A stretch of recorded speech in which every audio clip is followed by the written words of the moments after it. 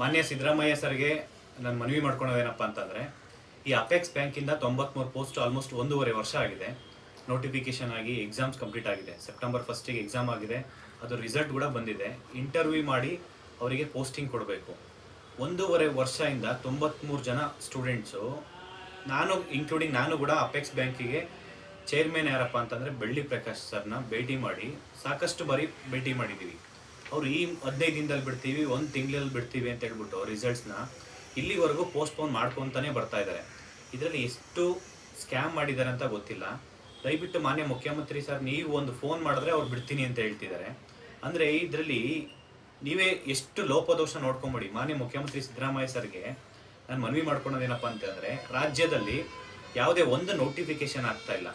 ಸುಮಾರು 1 ವರ್ಷ ಆಗಿದೆ ನೋಟಿಫಿಕೇಶನ್ ಆಗಿರೋ ನೋಟಿಫಿಕೇಶನ್ ಯಾವುದು ಕರೆಕ್ಟಾಗಿ ಪ್ರೋಸೆಸ್ ಕಂಪ್ಲೀಟ್ ಆಗ್ತಾ ಇಲ್ಲ. ಇನ್ಕ್ಲೂಡಿಂಗ್ KPSC ಆಗಿರ್ಬೋದು, ಈ ಒಂದು ಅಪೆಕ್ಸ್ ಬ್ಯಾಂಕಿಂದ ಹಿಡ್ಕೊಂಡು ಯಾವ ಡಿಪಾರ್ಟ್ಮೆಂಟಲ್ಲೂ ಕರೆಕ್ಟಾಗಿ, ಫಾರ್ ಎಕ್ಸಾಂಪಲ್ ನಿಗಮ ಮಂಡಳಿ, ಅದರಲ್ಲೂ ಏನೋ ಒಂದು ಲೋಪದೋಷ ಇದೆ.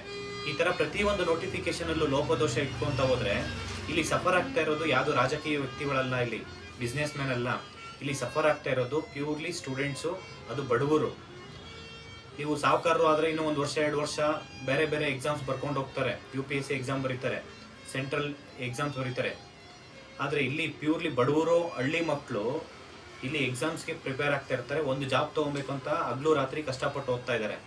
ಮಾನ್ಯ ಸಚಿವರಾದಂತಹ ಯಾವುದು ಸಹಕಾರ ಬ್ಯಾಂಕ್ ಸಚಿವರು ರಾಜಣ್ಣವರು, ನೀವು ಬರ್ಡೇಗೆ ಸಾವಿರಾರು ಲಕ್ಷಾಂತರ ಜನ ಕರ್ಕೊಂಡು ಬರ್ಡೇ ಮಾಡ್ತೀರಾ, ಕೋಟ್ಯಾಂತರ ರೂಪಾಯಿ ಖರ್ಚು ಮಾಡ್ತೀರಾ. ಆದರೆ ಇಲ್ಲಿ ಬಡವ್ರ ಕಷ್ಟ ನಿಮಗೆ ಅರ್ಥ ಆಗ್ತಾ ಇಲ್ವಾ? ನೀವು ಸಹಕಾರ ಸಚಿವರಾಗಿ ಏನು ಪ್ರಯೋಜನ ಏನು? ಮತ್ತು ನೀವು ಅಪೆಕ್ಸ್ ಬ್ಯಾಂಕಲ್ಲಿ ಡೈರೆಕ್ಟ್ರು ಕೂಡ ಹೌದು. ಆದರೆ ಇಷ್ಟೆಲ್ಲ ನೀವು ಅನ್ಯಾಯ ಆಗ್ತಾ ಇದೆ. ಮಾನ್ಯ ಮುಖ್ಯಮಂತ್ರಿ ಸಿದ್ದರಾಮಯ್ಯ ಸರೂ ಆರಾಮಾಗಿ ನೀವು ನೋಡ್ಕೊಂಡಿದ್ದೀರಾ. ಇಲ್ಲಿ ಸಚಿವರು, ಸಹಕಾರ ಸಚಿವರು ರಾಜಣ್ಣ ಅವರು ಸುಮ್ಮನೆ ನೋಡ್ಕೊಂಡಿದ್ದಾರೆ. ಈ ಕಡೆ ಬೆಳ್ಳಿ ಪ್ರಕಾಶ್ ಅಂತೂ ಬಿಡಿ, ನೀವೆಲ್ಲ ಲಕ್ಸುರಿ ಲೈಫ್ ಲೀಡ್ ಮಾಡ್ತೀರಷ್ಟೇ. ನಾನು ನೋಡ್ದಂಗೆ ಇಲ್ಲಿ ನಾವು ಪ್ರತಿಭಟನೆ ಮಾಡಿಕೊಂಡು ಫ್ರೀಡಮ್ ಪಾರ್ಕಲ್ಲಿ ನಿಮ್ಮ ವಿರುದ್ಧ ತಿಂಗಳಿಗೆ ಒಂದು ಪ್ರತಿಭಟನೆ ಮಾಡಿಕೊಂಡು ನೀವು ರಿಸಲ್ಟ್ಸ್ ಬಿಡಿ, ಎಕ್ಸಾಮ್ಸ್ ಕಂಡಕ್ಟ್ ಮಾಡಿ ಅಂತ ನಾವು ಇಲ್ಲಿ ಭಿಕ್ಷೆ ಬಿಡಬೇಕು ನಿಮಗೆ. ಅಲ್ಲ, ನೀವು ಯಾರಿಗೋಸ್ಕರ ಇದ್ದೀರಾ ಅಂತ ಗೊತ್ತಾಗ್ತಾ ಇಲ್ಲ ನನಗೆ. ದಯವಿಟ್ಟು ಆ ಹುಡುಗರ ಕಷ್ಟ ಅರ್ಥ ಮಾಡ್ಕೊಳ್ಳಿ. 3-4 ಟೈಮ್ಸು ಸಹಕಾರ ಅಪೆಕ್ಸ್ ಬ್ಯಾಂಕ್ ನಾವು ಭೇಟಿ ಮಾಡಿದ್ದೀವಿ.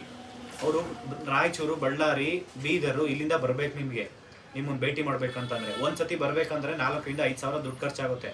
ಅದೆಲ್ಲ ನೀವು ಕೊಡ್ತೀರಾ? ಪ್ರತಿಭಟನೆ ಮಾಡಬೇಕಂದ್ರೆ ಸಾವಿರಾರು ರೂಪಾಯಿ ಖರ್ಚಾಗುತ್ತೆ. ಅವ್ರು ಇಲ್ಲಿ ಬಂದು ಹೋಗ್ಬೇಕಂತಂದರೆ ಅದನ್ನೆಲ್ಲ ನೀವು ಬರೆಸ್ತೀರಾ? ದಯವಿಟ್ಟು ಮಾನ್ಯ ಮುಖ್ಯಮಂತ್ರಿ ಸಿದ್ದರಾಮಯ್ಯ ಸರ್ಗೆ ಮತ್ತು ಬೆಳ್ಳಿ ಚೇರ್ಮನ್ ಅಪೆಕ್ಸ್ ಬ್ಯಾಂಕ್ದು ಬೆಳ್ಳಿ ಪ್ರಕಾಶ್ ಸರ್ಗೆ ಮತ್ತು ರಾಜಣ್ಣ, ಸಹಕಾರ ಸಚಿವರಾದ ರಾಜಣ್ಣ ಸರ್ಗೆ ನಾನು ಮನವಿ ಮಾಡ್ಕೊಡೋದೇನಪ್ಪ ಅಂದರೆ, ಅಪೆಕ್ಸ್ ಬ್ಯಾಂಕ್ದು ಈ ಕೂಡಲೇ ಅವರಿಗೆ ರಿಸಲ್ಟ್ಸ್ ಬಿಡಿ, ಫೈನಲ್ ರಿಸಲ್ಟ್ ಬಿಟ್ಟು ಅವರಿಗೆ ಇಂಟರ್ವ್ಯೂ ಮಾಡಿ ಪೋಸ್ಟಿಂಗ್ ಕೊಡಿ. ಇಲ್ಲ, ನಾವು ಇದೇ ತಿಂಗಳು 18ನೇ ತಾರೀಕು ನಿಮ್ಮ ವಿರುದ್ಧ ಪ್ರತಿಭಟನೆ ಮಾಡ್ತಾ ಇದ್ದೀವಿ ಸ್ವತಂತ್ರ ಉದ್ಯಾನವನದಲ್ಲಿ ಬೆಂಗಳೂರಲ್ಲಿ. ದಯವಿಟ್ಟು ಎಲ್ಲ ವಿದ್ಯಾರ್ಥಿಗಳು ಈ ಒಂದು ಪ್ರತಿಭಟನೆಗೆ ನಿಮ್ಮ ಜೊತೆಗೆ ನಿಮ್ಮ ಸ್ನೇಹಿತರನ್ನ, ನಿಮ್ಮ ಪೇರೆಂಟ್ಸ್ನ ಕರ್ಕೊಂಬಂದು ಈ ಪ್ರತಿಭಟನೆಯನ್ನು ಯಶಸ್ವಿಗೊಳಿಸ್ಬೇಕಂತ ಕೇಳ್ಕೊತೀನಿ. Thank you. ನಮಸ್ಕಾರ.